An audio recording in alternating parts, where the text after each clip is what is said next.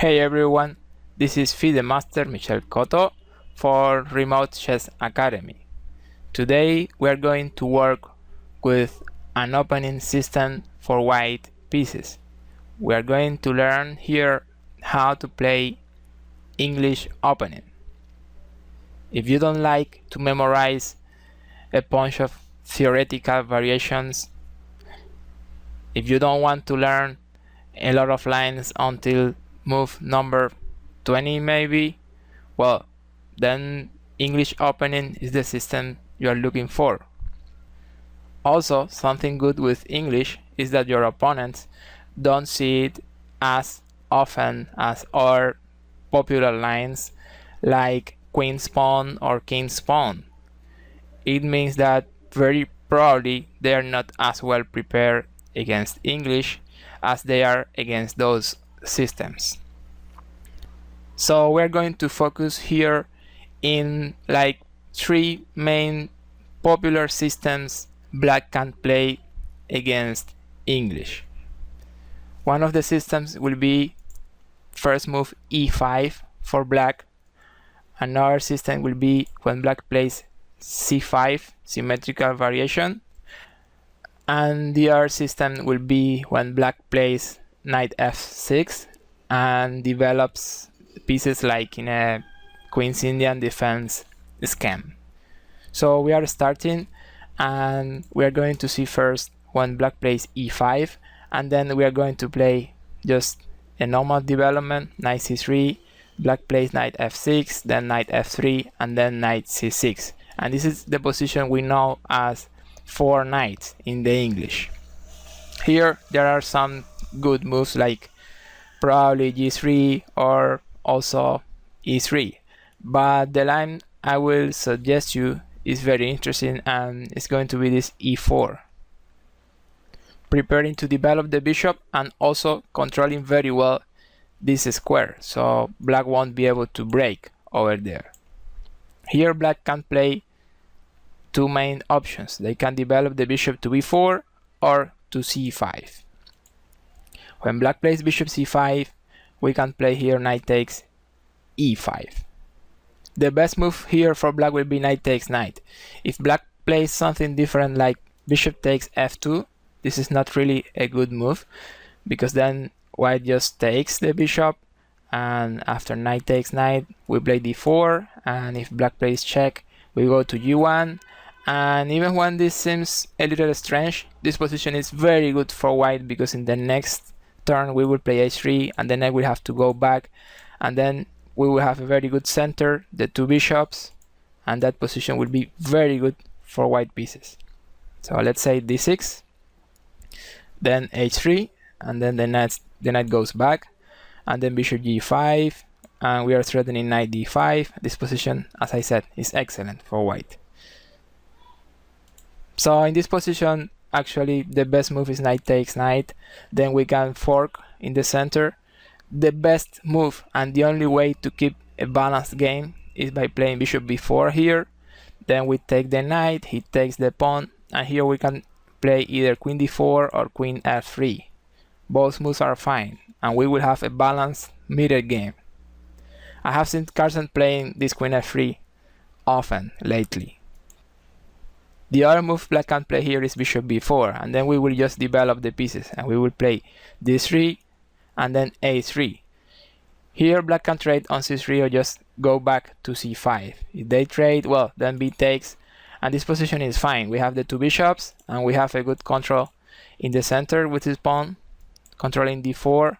So this position is fine. It's not winning for white, but it's a very easy to play position. At some point we can prepare when we castle some break over f4, so we open some line for the rook, and also we open the center a little for our bishops.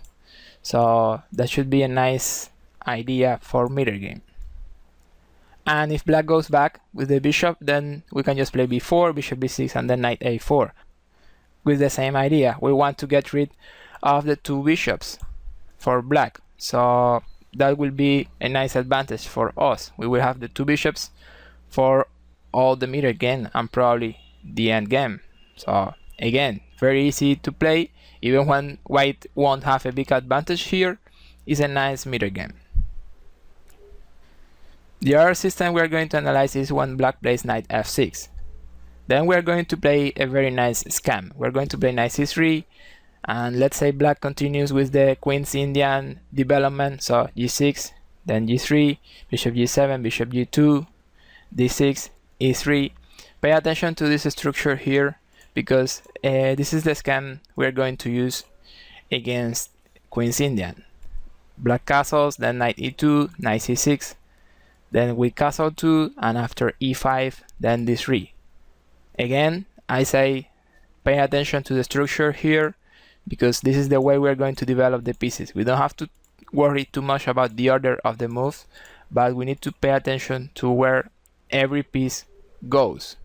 Something important with this scam is that we're going to use this square d5 for our knight. Notice that we have the pieces very well placed to control d5, so that will be one of the main ideas here. Black can play bishop e6, and then we will play knight d5. This is a theoretical position. Black can play queen d7, and then we will protect our central knight with knight c3. I have already been playing this position before against some strong masters. We don't have a big advantage here, but white is very slightly better in this line. Black can play here bishop h3, and then we have this idea. We are going to trade on f6, and then we will play knight d5. The idea is that when the bishop goes back, we can trade here and capture on c7 and get one pawn. That's why this bishop from f6 now has to go to d8. And then we can just continue developing this bishop d2. This position is very slightly better for white. We have the pieces very coordinated. This bishop on d8 doesn't look very well, and it's a very playable middle game.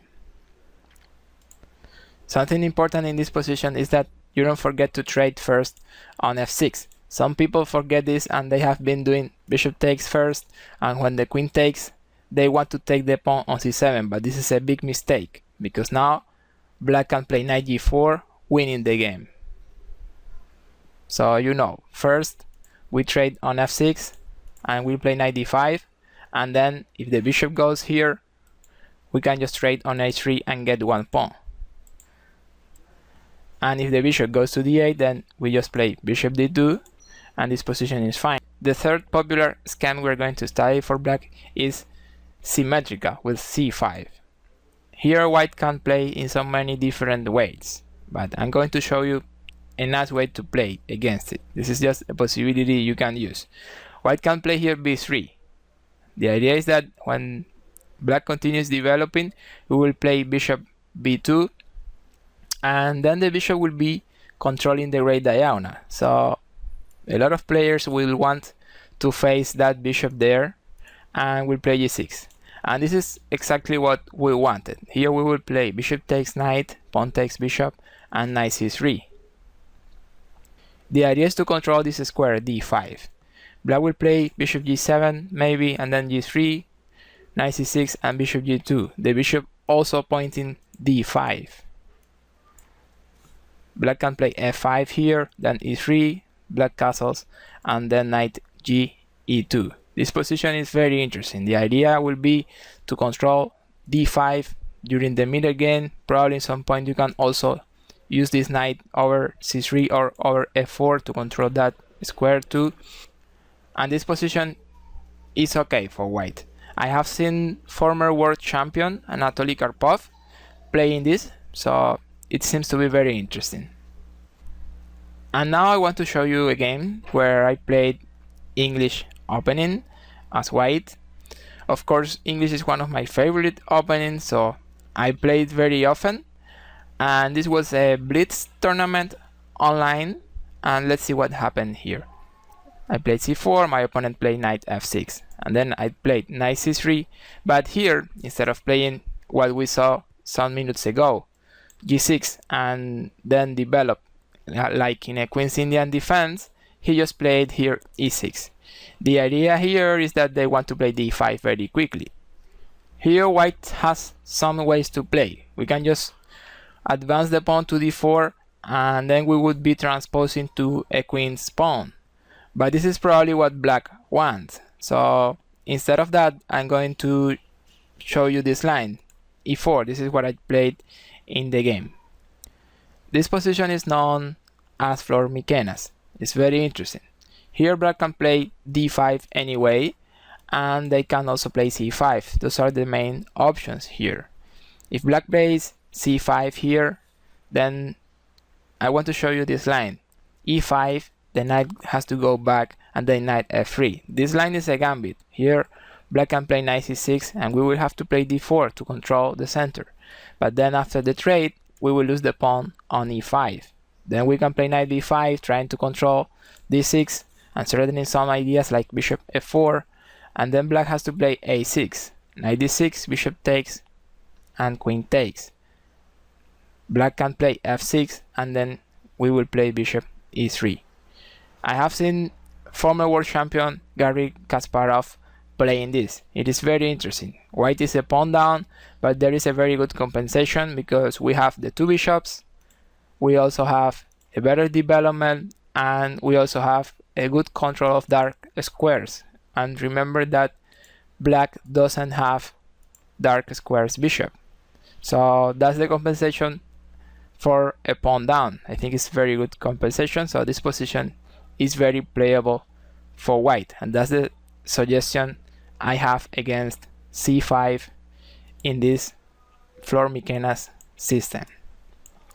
The other line black can play here is d5. Then we will play e5. They will play d4, pawn takes, pawn takes. There will be some trades here, and then knight f3.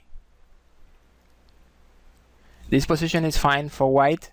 We don't have a big advantage, but this is very playable for us. In the game, my opponent played a bad move. He developed the bishop to c5, which is bad, and then I just played d4, bishop b4, and bishop d3. He traded on c3 and then d5. But then I can trade and play e5. He moved the knight back to d7, but then f4, getting some space. Black castles, and then knight f3, developing f6, and then I castle, of course. Black trades, I take with f because I want to open the line for my bishop and for my rook. And then he plays c5. I develop my bishop to e3, he trades, and then knight c6. And here in this position, white is winning. There is a version of Greek gift sacrifice in this position. The way to win here is bishop takes h7. The king takes and then knight g5. In the game my opponent played king g6, but after king g8 he's also lost, because then I can play queen h5 with mate over here. So king g6 and then queen d3 check. There is mate in 2 or 3 moves. He will play king h5, then queen h7, he played king g4, and then I played queen h3 checkmate. So these are some of my favorite ideas when I play English.